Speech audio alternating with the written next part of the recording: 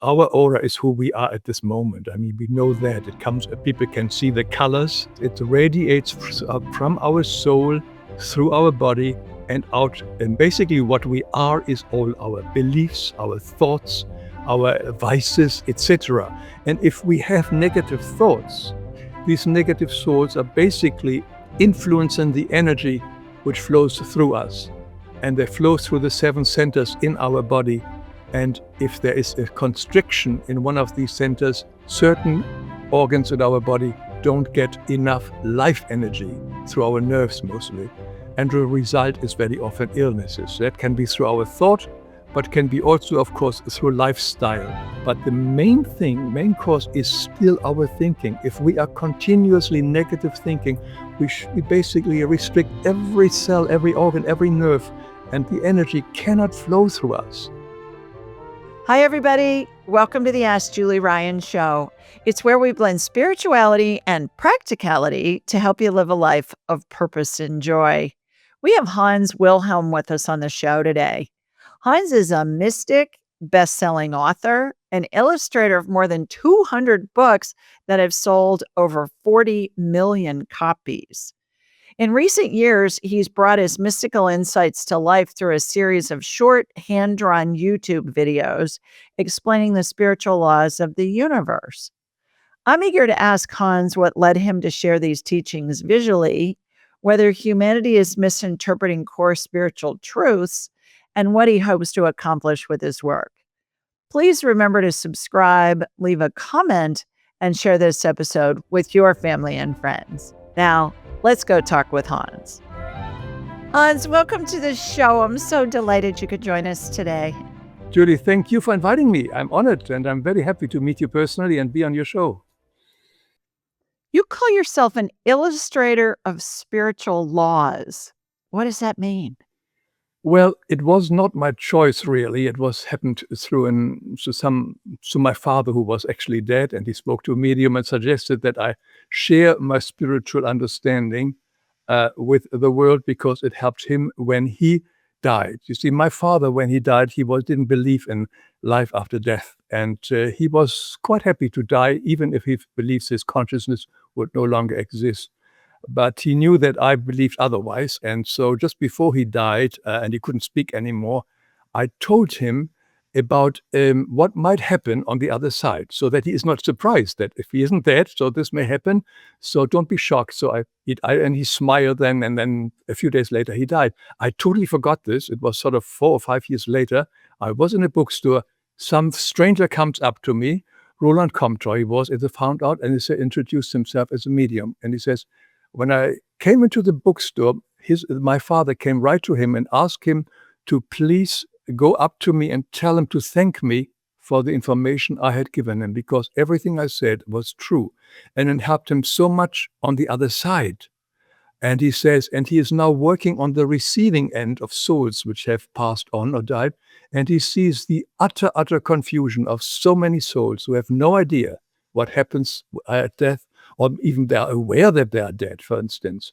And it says, would I please share my information, which have accumulated for the last, I think, 50 years and so on, in books. And I decided not so much in books, I decided to make videos because I wanted to reach the young people particularly. It's tough to teach an old dog new tricks, but young kids, like I myself, when I was young, wanted to know. So what I do is I use my talent as an illustrator, and I sort of I draw out the characters here, like for instance here, the law of karma. Somebody does something awful to someone else. It gets recorded in his soul, in his body, as well as in the person he is harming, in the Akashic records, and most importantly, in the repository planets, from where eventually in this or a later lifetime, it will return. And when you see this visually, all these spiritual laws are so clear to me. And I make this video largely for myself to understand these things much better. And when I'm done with it, I share it on YouTube. They're totally free, and they are totally, and you don't have to join anything. There is not even a request for donations, and neither do they have advertisements. I put them on as a gift because I have been using these informations for the last 40 years. They've changed my life, have overcome a lot of other things which were not so pleasant. and I see the world differently. It gives me the inner peace which I was looking for. So that's what I'm doing right now after I sort of slowly faded out of my career as a writer and illustrator of children's books. How do you know about these spiritual laws? If your father wasn't into woo-woo or spirituality, was your mother? Did you grow up in a No, no, no, home that no. talked about this stuff? I was the odd person. No, I couldn't believe what the churches were preaching when I was young. And they said, so there's a loving God. And then I saw people starving and hunger and pain and war. And I just couldn't put these things together. There can't be a loving God when all these people are doing horrible stuff to each other and suffering. And it took me a while until I suddenly, when I think I was 19, when I came in first time in contact with Edgar Cayce. And for the first time, I heard that Christ was teaching reincarnation. And suddenly, with the concept of reincarnation, for me, everything suddenly makes sense. I suddenly understood there is a loving God. And the stuff we do to ourselves is because we have done bad stuff to the other people in the past. And we are just learning. The karma is coming back for us to wake up from our selfishness and our unloving ways. And suddenly makes sense. And so I've been studying the spiritual path for at least 60 years now. And I've had many different teachers, many different paths. But for the last 40 years, I am very much attached to the teachings which came from Germany. A woman, Gabriele, who died last year, for the 50 years, she gave the absolute reality, the word for absolute reality. Many books behind me are all from her writings. And here's, for instance, a very important book, The Great Cosmic Teaching from Jesus of Nazareth to his apostles and disciples who could understand them. This is a very profound book, like all the other books. And why I love them so well, because not only because of the information, but because they're so easy to understand. If anybody had read Edgar Cayce, it's tough to read. You have to read the sentence 3 times to understand it. This is very clear, straightforward, and there are no secrets. And Gabi always said, God is ingenious simplicity. Everything is very simple. There are no secrets. And even returning back to divinity and becoming loving again is actually a very straightforward, simple way. It is not complicated. So when you hear a concept from Gabby, from the late Gabby or another teacher, how do you know that it's really a spiritual concept versus somebody's airy-fairy opinion of something? Excellent question. Yeah. No, I have had airy-wairy ones I met in my life. No, the proof is in the pudding for me. Having done other paths in the life and so on, this one, the moment when I read it and so on, it's very clear. And I applied it in my own life and it made changes in my life. So I don't believe in this. I know it. And the knowing comes from me because I have personal experience with these teachings and how they have changed me and how I look differently at the world. So therefore the one thing I want to make very clear, Julie, I have zero interest to missionize or tell anybody what I know is right for them. I merely offer it freely on YouTube for anybody who's interested. I am not a teacher. I am a student on the spiritual path. I'm trying to work it out myself. And I fully accept that other people have other paths and other teachers, and they have to follow their path. This works for me. And it seems to be very attractive to a lot of people. I have over 20 million viewers and so on. So apparently people do like the material and it works for them because I think it's the simplicity and the clarity what is the most appealing thing. And the most important thing is there is no organization to join. There is no organization you have to become a member for or something like this, because Gabi says this is a path of freedom, which means it is only between you and God. And no one else in between. Does that answer your question? It does. Can you give us a couple of examples of things that you heard from her or from another teacher or somebody who studies spirituality that you applied in your life, and then you noticed that your life improved or it changed something in your life? I think the most important one, and I wish there were teachers at school, and it doesn't only come from Gabi, I think everybody on the spiritual path knows it, is the law of projection or the law of relevance and so on, that the outside world is nothing but a mirror of ourselves. And when I suddenly realized that the person who upsets me there is nothing but mirroring back to me something which is not loving in myself, that simple law, and I made a video on the law of projection, changed my life tremendously. Suddenly, I stopped blaming the outside world because I realized that the outside world is only there to serve me, to make me aware of the negative, of the still unloving things within myself. I always use this little toy here, this little guy here, it's the other way around. And he looks, wherever he looks, he sees a mirror himself. And this is basically our life. We all, wherever we look, we basically only see ourselves. And anybody or anything that gives us an emotional charge is a message for us to look into. What is it? It can only resonate in us because something similar is in us. Have I been a brute? Have I been angry? Have I been lying, cheating, whatever the other person was doing? And that, I must say, Julie, was probably the most powerful practical tool. And it took me a long time to accept. And the funny thing is, when you're beginning with this law and you always find excuses, oh, this can't be the case. I mean, that person is an alcoholic. I have no desire for alcohol, but he annoys me, etc. Yes, the law has no exceptions. There is something in the alcoholic person that really is there vibrating with you, and you have to find out what that is. There is no exception to that law. Anybody or anything that upsets us in ourselves is in us. The whole universe is in us. Christ said the whole kingdom of God is in us. It's not out there. The out there is merely to help us along to get in. In is the only way out. Okay, let's unpack that for a minute. Ho when when the kingdom of God is inside us, what does that mean to you? I've made a video on the holographic universe. Everything, the all is in the all, which means the smallest particle contains everything. The all of creation is in the smallest. This is not easy for us to understand because we are working with a three-dimensional reality. The absolute reality is seven-dimensional, and that's a very different concept which we can't really wrap our mind around. But everything is in everything. In me is all of creation. Why? Because I evolved through all stages of creation, of evolution, from the mineral kingdom to the plant kingdom, animal kingdom, nature being, to the spirit being. I myself, like yourself, we went through this whole phase, and therefore everything is in us. We have experienced everything. And the kingdom in God, in us, is because the God spark is also in the soul, at the center of our soul, we can say. So we are always in connection with divinity. Divinity is in us, and we are in it. We are in God, and God is in us. I sound like a preacher, but I really mean it. I really understand it. I know a priest. We had a priest on the show a couple of years ago named Father Sean O'Lara, who is an Irish fellow, and he's got advanced degrees in math, and he's got his PhD in counseling. I mean, he's amazing. But he was raised by his grandparents, and his grandfather was a druid, and his grandmother was a mystic. Wonderful. And so and then he's a Catholic priest. He's retired now. But he says that we all have a fractal of the divine. We are all a fractal of the divine, which sounds like what Yeah, you're talking about as well. yeah.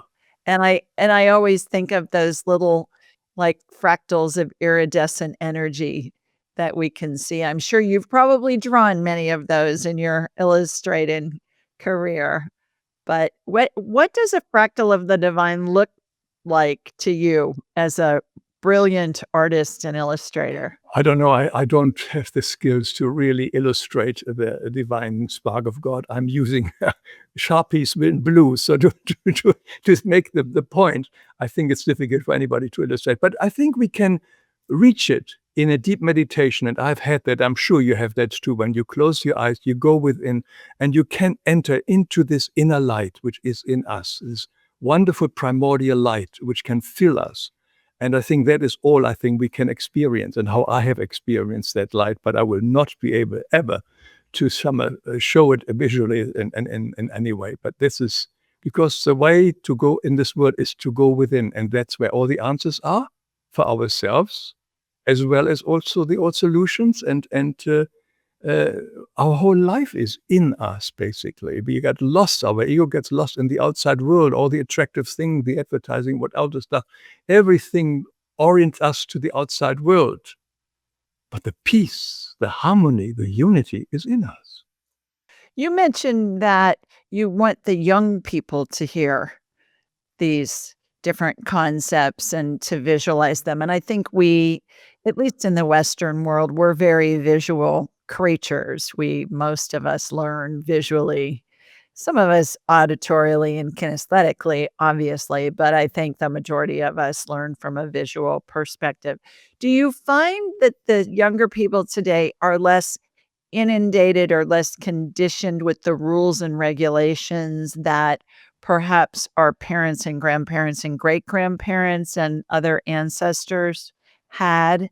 Do you find that there's a difference in what's being taught, or they're just more amenable to hear new concepts?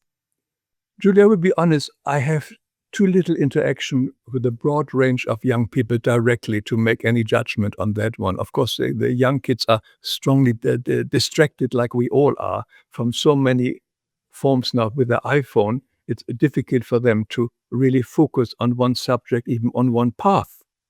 And I think the danger is more that it's for them to really must make a much bigger effort to focus on one teaching only or one kind of path, whilst we still a little bit less attracted to these toys, to these iPhones and so on, and might find it a little bit easier.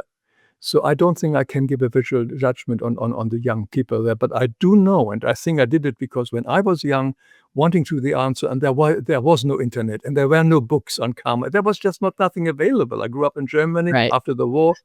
Things were limited.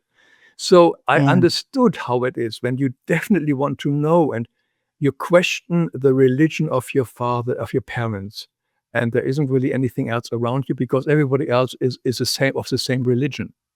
I just got a wonderful email from somebody. I had a talk given in Indonesia to a totally Muslim kind of audience, and we spoke about reincarnation. If I would have lived in Indonesia, they probably would beheaded me because there you can't do that as a Muslim. But they were so open, and they thanked me. I got so many emails back from them because they can't discuss it within their own family, these questions, because that is immediately something which causes major persecution in the family. So therefore, I think people are so isolated with these dialogues they have, these questions they have, particularly in very strict religious environment. Mhm. Well, it's been my experience, Hans, that each generation comes in smarter than the last. It's like what we're learning and experiencing, they already come in and it's already hardwired into them. And an example of that is think of a toddler who knows how to use an iPhone or an iPad better than you or I. And they can't even speak in sentences yet. And you think, how does that work? How can they know how to do all of this stuff? But I think they do. I think they're more technologically advanced. I think that they are more open to concepts and less just willing to believe what they're taught without questioning it. I You find have that more that's very contact much. with young people, I'm sure, to know that, to Yeah, see that, yeah, than I have. yeah, yeah. So that's interesting. What's a law often misunderstood, and why does it matter so much? I don't know which is the law. Everybody, whether any particular law jumps to my mind at the moment. I think the law of correspondence is probably the one least known, and people are always keep blaming the outside world and the other person for whatever goes wrong in their life. I think that is probably the most misunderstood law, that we keep blaming the outside world, our politicians, etc., for everything that is not right, what we think is not right. But do we know what's really best for us? Does our ego know what is best for us? So I think that is probably the most unknown and maybe misused kind of law, that we really blame the mirror image for not smiling. But we understand the mirror image will only smile if I start to smile. Then the mirror image will start smiling back. And that is a teaching which I think most people are not aware of. What do you say to people who say, "Oh, Hans, come on. It can't be that simple. If something really bad is going on in the world, and if I smile more, it's gonna help it be better." I fully agree with them. There is something really bad going on in this world. I will not deny that. But the end of the story is freedom. The end of we have to focus like a fairy tale. It starts pretty love, and so somebody has some major dramatic appearances, but in the end, they are happily married ever after. And we are going through a very stormy area, and it becomes much more stormy. But the end result is, it is all an outflowing of karma, an outflowing of all the burden which we have created collectively and individually over generations of eons of time. And now the planet Mother Earth is saying, enough is enough. You have maltreated me long enough. I'm shaking you off. Whatever may happen, I don't want to go to details because I do not know the details. But definitely things are going to change. And what this means is that we may experience individually and collectively painful times. There's no question about it. But pain is the karma. And once it's gone through us, we are free. And that these weights which have held us down and have put us back to incarnation, one after the other and another, gone. We don't need to come back to planet Earth anymore. We can finally progress on the other side. That is a celebration. And that's what we want to focus on. That eventually, it's exactly like giving birth, which I have no experience in, but I understand it's not easy. And it's very painful. I remember when our daughter's first baby says to my wife, she says, "This is the only grandchild you will ever have. I'm not going through this again." And 2 years later, guess who was pregnant again? So yeah, I think that is very difficult. But the result, you forget about the birth pain. And the result is amazing. And that amazing result, this happy ending, is for all of us. Everyone will be eventually return back to divinity, direct home to God, whatever the concept of that may be. And that is a beauty to focus on. And that helps us in these dark clouds, and they may be very, very dark, that eventually there is the sun. And whether we stay here on this planet Earth and start a new life, or whether we are in the spiritual realm, it doesn't really matter.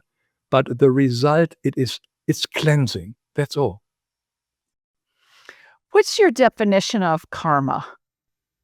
Karma, anything what is against the law of love, what I have felt, thought, spoke, or did, is against the highest vibration, which I am made of. I am made of love. Love is my core vibration, because we are all made in the image of God, and God is love, pure love, unconditional, unlimited, all-inclusive, selfless love. That is you and I and everybody else true origin. But through many things which happened, and I've had in my videos, through what we call the fall, where some of these angelic beings left the absolute reality and caused this temporary reality in which we are now, the causal reality. Causal means a causal of karma means cause and effect. What Christ says, the sowing and reaping, which does not exist in the absolute reality, because there is only the permanent now, the eternal now, and there is no time as we know it here. So we have here karma. I do something bad, and something bad comes back to me, not as punishment, but purely only to reflect, wow, this is bad, this hurts. And I've done this to someone else. Why? I have to go and apologize, because the main thing why we are here is to ask you for forgiveness, to forgive each other, and to unbind these ties which we have created for over lifetime or lifetime through unforgiving bad stuff we have done to each other. And we have to let go of it. That's one of the major reasons why we come to planet Earth over and over again, to free ourselves. It's always the path of freedom. Free ourselves of these karmic burdens, which include also our beliefs that we have, which we are so attached to, and other ties like vices, etc., etc. All of this to let go and return back to our pure essence, which is unconditional, unlimited, all-inclusive, selfless love. I agree. Beautifully said. What do you think is behind humans being so stuck in their beliefs that it oftentimes people they can't even begin to hear a different opinion on something, because no, it's this way, period. It can't be any other way. What is that all about? Why do we humans do that? It's our ego. Imagine if I tell you all the time that my mother-in-law is the worst person in the world. You will never want to meet her. She is awful, awful, awful. And one day I realize that why? She's the most lovely person, because I now suddenly see her from an evolved perspective. And suddenly I see her beauty, and we solve all our problem. It's difficult to go to my friends and now say, "No, she's a lovely person. She's a lovely person." We rather buckle up in our opinion, and we see that now tremendously. You are probably referring to the political situation. Even if you show that certain things are not right here, the person who believed it initially will not says, "I think you're right." They will buckle up. They double down. They double down Yeah. on their beliefs because it would be such a blow to their ego to admit that they may have been wrong.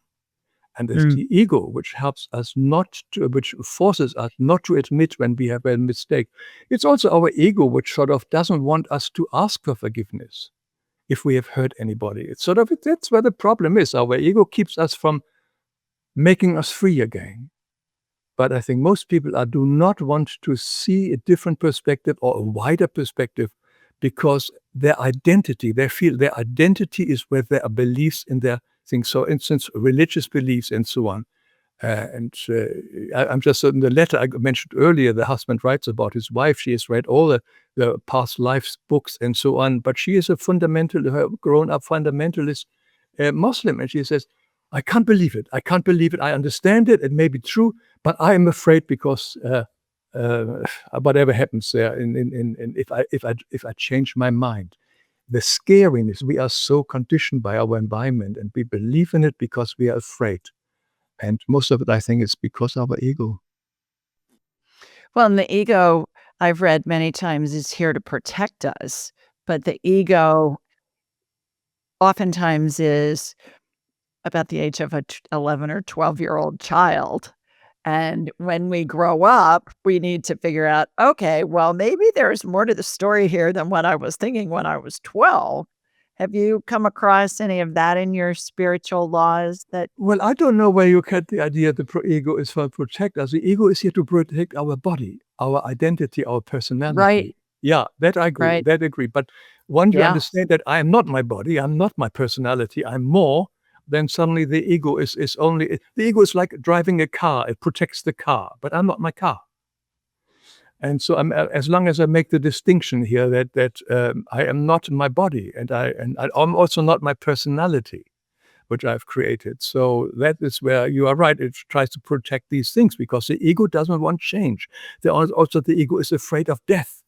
The ego doesn't know about death. And anything is fearing death because it's like ending of our life, ending existence of the ego. And that's what the ego is so afraid of. Yeah, I agree. I was talking with a woman recently, and we were having a conversation with her dad's spirit in heaven, and she wanted to know what he was doing. So he was telling us, he said, the great thing about being in heaven is nothing has to materialize. You think it and it's instant and you're in the middle of it. So in the morning, I might be skiing the Matterhorn, and in the afternoon, I might be fishing at a lake, and I might be going hunting or doing something else. And she said, my father wouldn't do any of that stuff. And I said, well, you're coming from your father's personality as you knew Oh, him. yes. As the spirit, he can do whatever he wants and get to experience anything he wants just with a thought, is what I've heard from spirit. Have you run across that? Yeah, that definitely you create everything it depends on how far you evolve. Not everybody can do that right away to manifest their thoughts. But yeah, sure, that is basically the end idea that we just create whatever we want to create. There's a wonderful, I don't know whether you know Jürgen Sieber. Have you had him on the show? He made this wonderful book here that has out of the body experiences. And then he just he uses AI and recreates these images of all the various levels, and also which includes also the unfortunately the astral spheres where they meet souls which are on a lower level. That's sort of an interesting concept, and his works are quite amazing. But so yeah, it's a sort of there are many levels where we land up. Depends very much how we behave here on planet Earth, because it's everything is nothing but energy and vibration. Einstein says, and God is nothing than energy. It's energy. It's love, energy. You and I Right, are energy. right. And it's pure love. And it's not like you're either going to fly or you're going to fry. I mean, it's just here to when we die, right? It's here as an experience, is how I see it. It sounds like you're saying the same thing.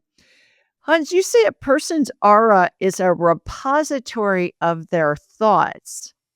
Can you explain that and how or even if those thoughts affect our health and or our lives in general? First of all, how is our aura a repository of our thoughts? Well, I'm taking here the teaching from Gabriela. I cannot see auras. I want to be very clear about it. I'm basically repeating the teaching. And the way she explained it to me, it made total sense. Because our aura is who we are at this moment. I mean, we know that. It comes, people can see the colors. But basically, she says it radiates from our soul through our body and out. And mostly, basically, what we are is all our beliefs, our thoughts, our vices, etc. They are vibrations, and these vibrations send out. And they create something like pictures around us because we only think in pictures. So these pictures are basically around us like a bubble, very similar like this guy here. And that is the aura. And that is only we can basically see and talk about. Because we basically, wherever we look, we basically, as I mentioned earlier, see ourselves. We cannot see really through the aura, really. We can see through the aura, but whatever we see through the aura, it's highly tinted by the image that we have, by the belief system we have, by the concept, by the vice, whatever personality, whatever word we want to use. So the aura is who we are at any given moment. And not only that, also from our past. So these are vibrations which surround us like a cocoon, like a plasma, and it's all pictures. And these pictures reflect back to us who we are. And wherever we look, as I said, we see ourselves through the aura and see everybody else through these kind of very specific images which we have projected. And if we have negative thoughts, these negative thoughts are basically influencing the energy which flows through us. And they flow through the 7 centers in our body. And if there is a constriction in one of these centers, certain organs in our body don't get enough life energy through our nerves mostly. And the result is very often illnesses. That can be through our thought, but can be also, of course, through lifestyle.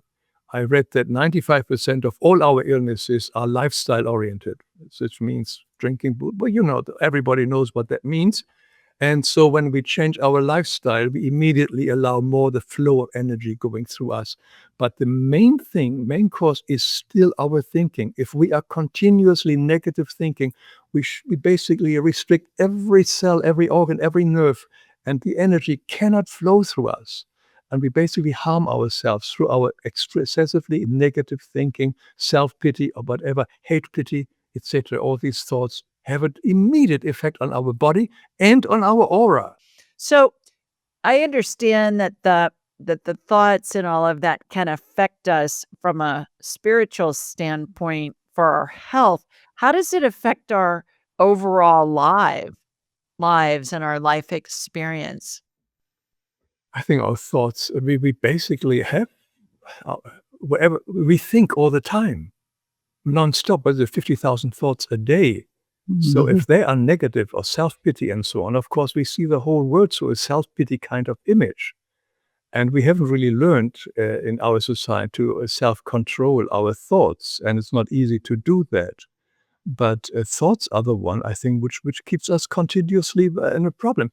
Whenever we are facing a difficult situation, something traumatic has happened to us, it is our ego, our thought immediately sort of hijacks the situation and blows it up. And suddenly, all the fears, the troubles, etc., we blow it up in our mind. And that's the ego usually trying to survive again. But deep down, intelligence knows exactly that what is happening right now is something that you have probably agreed to prior your incarnation to face because you are strong enough to face it now. This is the same kind of karmic burden which you have caused once to another, you right now experience so that you know this is not good to do. So from the spirit, from the intelligence, which we are also, God is nothing but ingenious intelligence, we know that this is good for us. Also, as Byron Katie would say, how would that serve me? Look at the problem, how does it serve me? Because everything is here to serve me Everything is here to bring me back, or as Byron Katie also says, nothing happens to us, everything happens for us. But our Yeah. intellect, our thinking pattern will not accept that initially. We sometimes have to really lie down, take a deep breath, meditate maybe to understand that, wow, nothing on this planet can happen without the positive element. And if I focus on the positive element, find 3 elements why this negative situation can actually serve me, then the energy changes.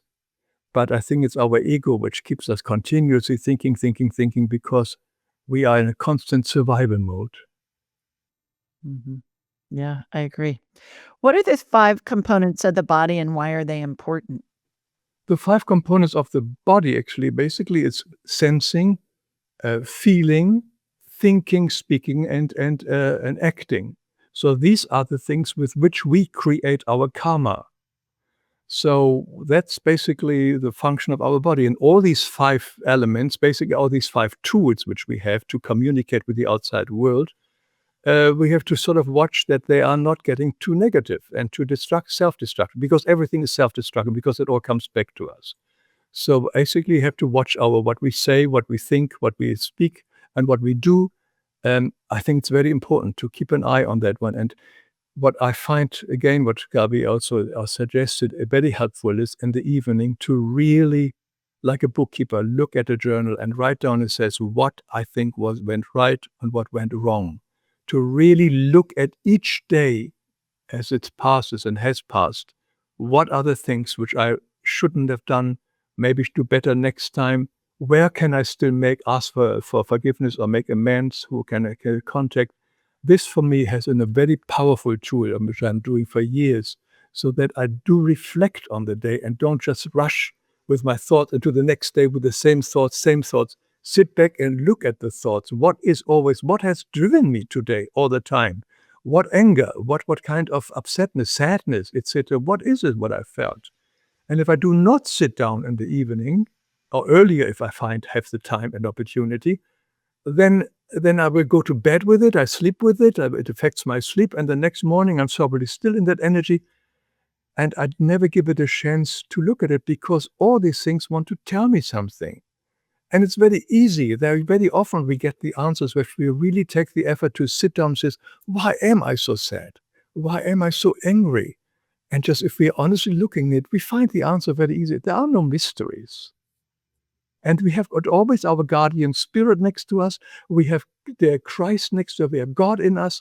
These are all energies which want to help us to make this lifetime a successful lifetime. They all want us. This is our last incarnation. We are not supposed to come here back over and over and over again and do the same mess. We are here to clear it up and move on and have a better life, like the one explained. Go on to hiking or whatever it is in the spiritual world and have some fun. It's time for us to do the same thing. I've heard you say when we get overwhelmed by spiritual advice to just, quote, "throw out the rules." What do you mean by that? I'm not quite sure in what in connection that was. Throw out the rules. I think the answer to everything is we are easily in our head and our thinking and putting it, comparing it. Our body tells us exactly what is right and what is wrong. All these things are in us. So when I say about the old rules and so on, maybe it's worthwhile to just ask ourselves quietly, what is going on here? What is here happening?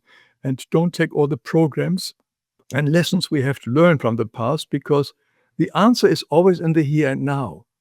So if I really have a problem right now and all these wonderful spiritual teachings have not helped me anything, go within. Sit quietly, ask God, ask Christ, ask your guardian spirit, can you help me to find the source of it, the answer, and what I shall do next, irrespective of whatever I have thought about it before. And when we are truly open, free of all these kind of rules, etc., we will be definitely able to receive some form of message, maybe in words and images time. They are here to help us. They are so desperately. The highest form of love is service. And divinity, God, Christ, guardian spirit, and so on, the highest thing they want to do is they want to serve us. They want to help us. This makes them happiest. One day we will also reach it, that service is the highest form of loving. One day we reach it too, and we will understand it's the most joyous thing to do. And I'm sure you have had it in your kind of work. Whenever you really could be of service, I'm sorry, and help them, it makes you feel good, isn't it? Right. Yeah, I agree. Here to serve others. Yeah, yeah, and serve ourselves in the meantime. Yeah, Yeah, that comes it's all part of side effect. this Yeah. the same thing. You talk about guardian spirit. Are you referring to a guardian angel, to what we would call a spirit guide, or deceased loved ones, our friends? To whom are you referring as the guardian spirit? Yes, yes, yes, yes. Okay. Are they all is it all one figure? No, it can be actually a relative. No, we all have got a spirit guide, at least one, sometimes a little more. And that can be a soul who has been a relative in a previous lifetime, even in this lifetime if they change. But they are always here with us, not always next to us. They are connected through a spirit cord, a connection with us. And whenever we have got something happening us, they instantly are with us because they have to do their own work. They are on the other side as well to grow and progress and move on, evolve higher. So they are connected to us, and whenever we need them, whenever there is a danger, whenever etc., they're instantly there to help us, and they want to help us. But they are not genies, and so we can't say, so "Look, I want to have this Rolls Royce," and so on, and I like to have that one. They're not doing that. They're only helping us. They remind us, they keep us on the path of our soul to which we have agreed to prior our incarnation, where we have seen in sort of an outline of what we will expect when we incarnate, all the difficulties, the people we may meet, may marry, etc.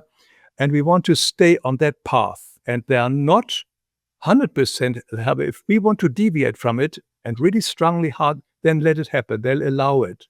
But for the most part, they're gently keeping us on this path and staying with us, particularly when this path is difficult and has really needs some challenges. But if we are suddenly decide, I want to become an alcoholic, I don't want to deal with anything anymore, and I want to drink, drink, drink, drink, they will remind us for a long time. But if we eventually decide to become an alcoholic in this lifetime or anything else, they will let that allow as well, because we always have the free will. This is the highest gift we have. So we are not like little robots following the old plan. From moment to moment, we make our own choices, and the guardian spirit just a little bit is there. And the one way when this guardian spirit is not with us close by is when we are sending out negative energy, like fighting, anger, really, and being enraged, because that sends out so much negative energy from our aura, from who we are, that they cannot be close to us because they will be affected by that. And that's the only time I'm aware of that they have to separate themselves a little bit for their own protection. Because anger and all these negative, extreme emotions have a tremendous energy potential, which we are sending out, a negative potential, which they don't want to be affected by. In your videos, you show how all the dots are connected. How can we as individuals begin to recognize those connections in our own lives, especially during difficult times? Well, that's why I make the video, to show it visually of how everything makes total sense. And I think that is the idea, to understand that there are no accidents in life. Wherever I am right now, even in the most difficult situation, this difficult situation is here to serve me. Byron Katie has another wonderful line story which I this. If this difficult situation you are having right now is the only thing for you to return home, would you accept it? I love that line. And because then we sort of are more open to it, because all is here to serve us and to help us. So uh, we may not be able to connect the dots and know, or we mostly do not know, why certain negative things happen in our life, because it's often related to past life, to other things. We do not know that. Right. So there we don't see the dots connecting. Sometimes it comes with trust. And eventually, when we return to the other side, then we say, wow, now I know why these things happen. Yeah, because we suddenly see. Maria von Trappist said it's so wonderful. Life is like the wrong side of a carpet. But one day when we die, we turn it around and it says, and we see it makes a perfect pattern. So I like that. What speaking of the Deep South, I'm thinking of Scarlett O'Hara in Gone with the Wind, and she says, "Tomorrow's another day." There's always hope that something better is gonna happen, and it Never always poor again. does. That's right. That's right. You say that there are no mistakes and, that truth, even when we feel like we've made a mistake, when we understand the truth, that it brings peace. Can you tell us more about your thinking along those lines? How does truth bring us peace? As I said, we are facing situation. Our life is on rewind. Whatever we're experiencing is basically a movie which we have created in the past, coming back to us. All the kind of negative instances, which are karmic instances, are coming back now one after the other, so that we can solve them, either to expiate them, feel them, or we are asking for forgiveness and solve it that way. So forgiveness and to expiation, basically. So all these things we have created ourselves. That's why there are no coincidences. There are no accidents. We are the ones who have created our own life. And we are also the one who have created how we look at our own life. If we are involved in our egoistic thinking and feeling, we are suffering. If we see ourselves as somebody who is in this world, but not of this world, from a much higher perspective, a lot of this heaviness will disappear. We can say, "Oh God, this is great," or "Oh God, oh, don't let me have it." I remember the example of the roller coaster. My wife hates roller coasters. She would scream at a moment, and I love it. It's what happens. Both of us is the same, but we both interpret the feeling differently. So it's up to us of how we interpret life that we are facing. And the dots are always connecting in the end, because there are no accidents. It would be an unfair life if anything happens to us which is not for our benefit and which is not created with our consent. And therefore, it is all well balanced. Now, the one thing is important. We can't say to another person, "Oh, I'm sorry that you're in a wheelchair. It's just tough luck. See the good about it," etc., etc. We can't do that. What I'm talking about is only relating to myself. What other people are going through, whether it's in Gaza, in Ukraine, in a wheelchair, or whatever it is between them and God. I'm only here if I can help in that instance. That's the purpose why I'm here. Or there can also be a form of reflection for myself. Why am I upset about it? So that I can recognize something within myself. Why do I hate war out there so much? Why war makes me angry?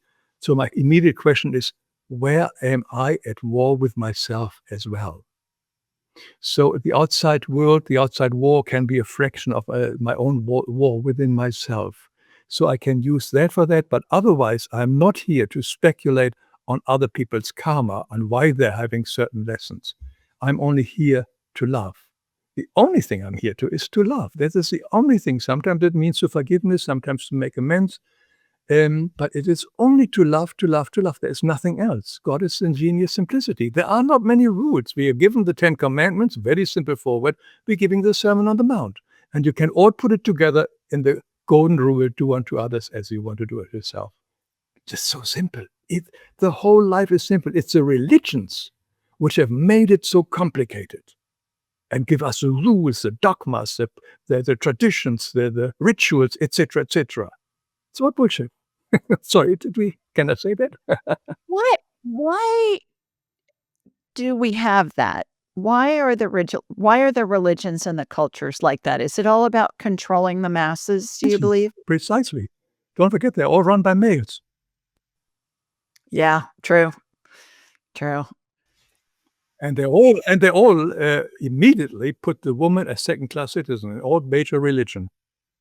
Women are all second class. Take the Abrahamic religion, Hebrew, Jewish, Muslim, and Christian. Women are not as good as the men.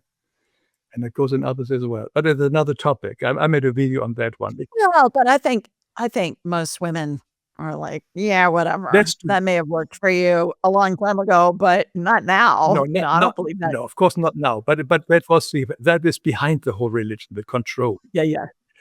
when the when the reading of, the woman has to obey her husband or whatever comes up when we're in church, I'll laugh at my husband and I'll look at him and I go, "This is just total nonsense." And he'll laugh. He'll be like, "Okay, down, girl." And I'm like, "Yeah, I don't buy any of this stuff." Or, or and then I'll say to the priest at the end of mass, I'll say, "You did a good job navigating that. I was looking forward to hearing what you had to say about that." And they'll talk about how that was written during that time period and, here's how we can interpret it today in our current lives. But yeah. How important is joy and laughter into our individual spirit's evolution? I think joy is another word of our true existence, like love, joy. This is our basis, and laughter too. I know from the spiritual side, well, they laugh a lot on the other side. They have a really fun, the spiritual, highly I evolved know. spirit. Spirits are Yeah, hilarious. I hilarious. So, agree. and we don't do that because again, our jokes are very often on the expense of other people. Yeah, our jokes are pretty dicey here generally, and also laughing. It's not. Yeah, we we are we are too timid, too tied up, and so on. Particularly, but the Western civilization very much. If you go to Africa, where I lived for a long time, you see much more laughing faces, and it's a culture thing. Here we have many people are unfortunately baptized with lemon juice. Baptized with lemon juice. So I've never heard Mhm. that. What do you mean by that? That Well, is there that are they're sourpusses? sourpussy in a way. You go to the major cities and so on. Everybody goes, you don't feel smiling. You're in Alabama. It's a little bit more happier there, I think, the sunshine. Yeah, Yeah. well, I've lived in LA and I've lived, I mean, I've lived in big cities and I'm always smiling. I heard somebody say one time, this woman, she said, when you smile, your brain thinks you're happy," Yeah, which I think good. is perfect. Yeah, that's true. Yeah. Yeah. When you smile, your brain thinks you're happy. So that should be the golden rule. And then when you're happy, then you're gonna be happy around other people and it's not gonna be a slog. And I agree with you about spirits just being I find them to be hilarious. And if I'm talking with a spirit of a deceased loved one with the family and the family is just all bereft and they're suffering because they're missing their loved one, and certainly, yes, that is appropriate.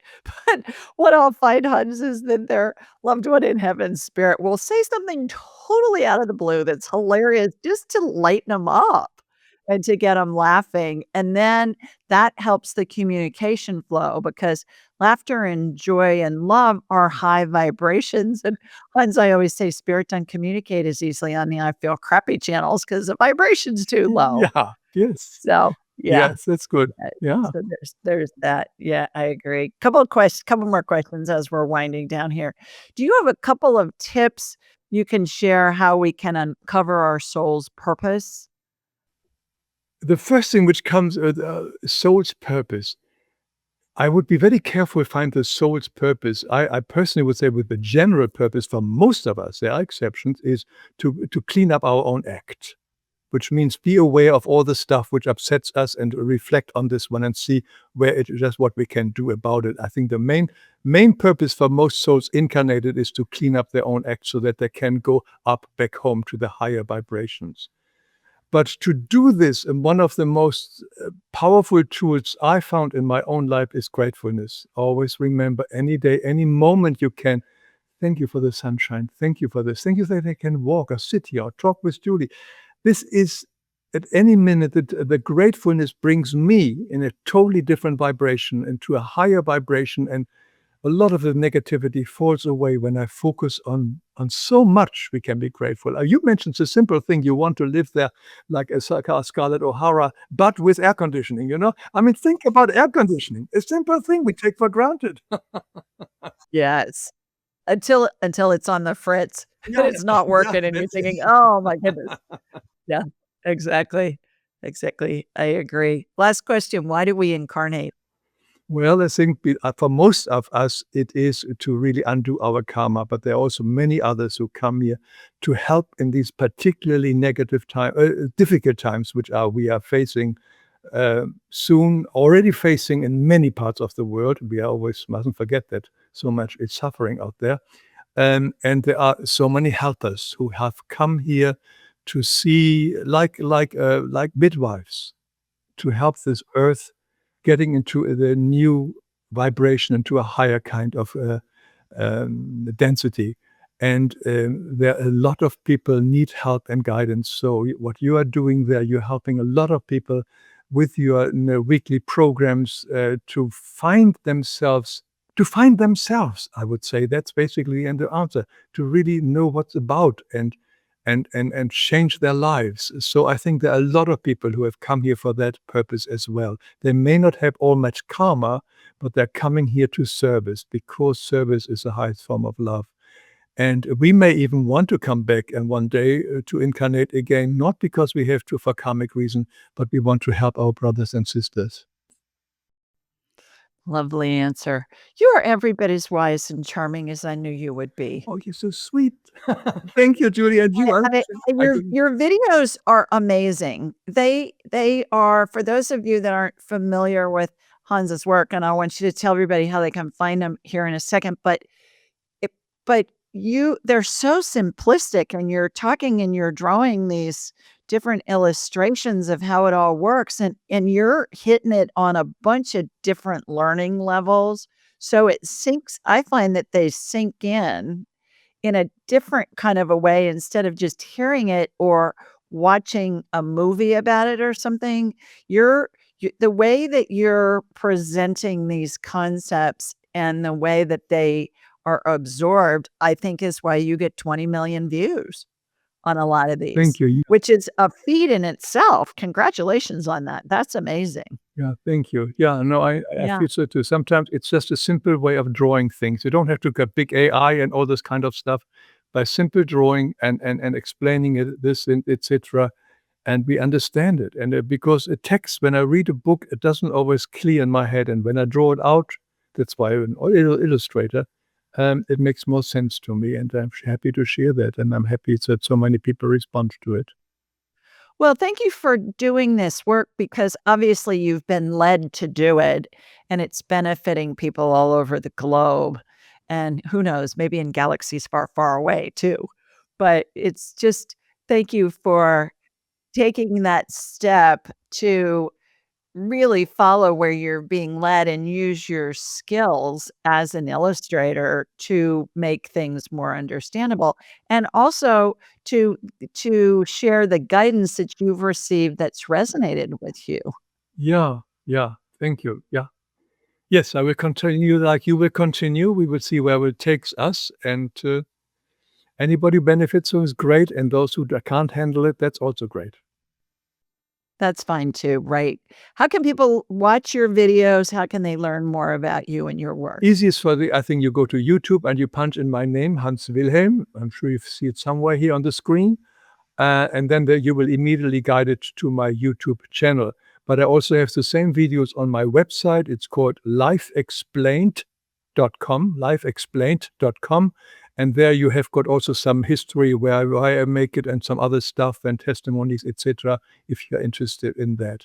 And anybody is welcome to write to me. I usually answer all the emails I do get. They may not be answered within the same week, but eventually I get around to them.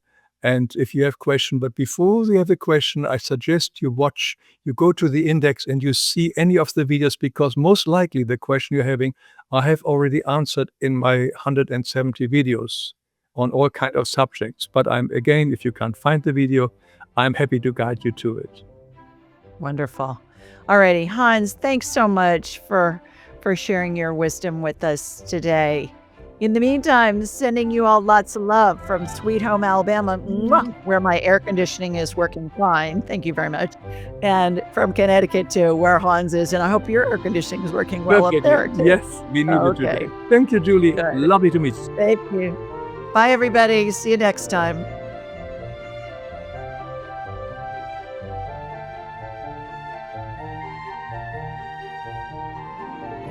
To enhance your spiritual journey, click on one of the videos below, and remember to subscribe, leave a comment, and share this episode with your family and friends.